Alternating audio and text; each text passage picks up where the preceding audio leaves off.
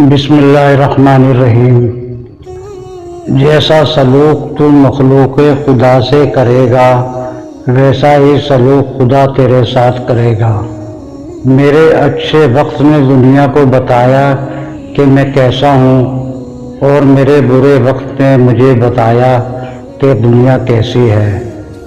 اپنے حصے کا کام کیے بغیر دعا پر بھروسہ کرنا حماقت ہے، اور اپنی محنت پر بھروسہ کر کے دعا سے گریز کرنا تکبر ہے۔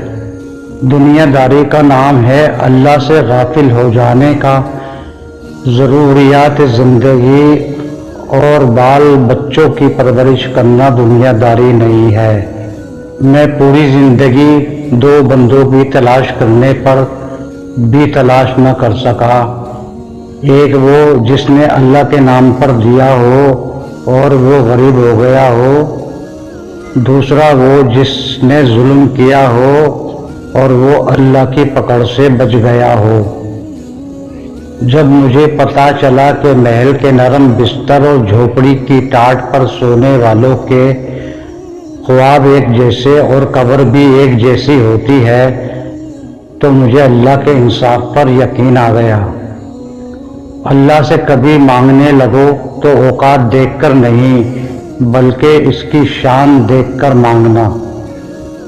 تعجب ہے کہ اللہ اتنے ساری مخلوق میں سے مجھے نہیں بھولتا، اور میرا تو ایک ہی اللہ ہے، میں اسے بھول جاتا ہوں۔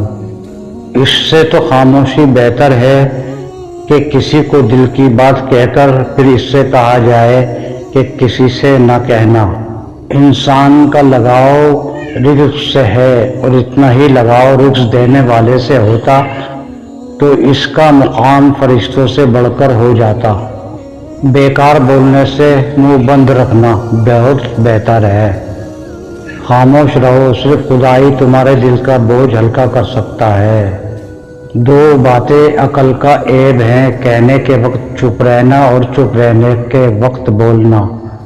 اچھے دنوں کے انتظار میں ہماری ساری عمر گزر جاتی ہے، اور پھر پتہ چلتا ہے کہ جو دن گزر گئے وہی اچھے تھے۔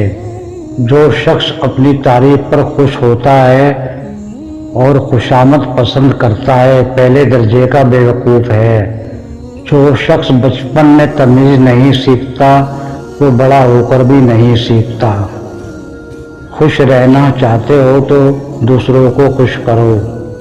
موتی اگر کیچڑ میں گر جائے تو بھی قیمتی ہے، اور گرد آسمان پر چڑھ جائے تو بھی بے قیمت ہے۔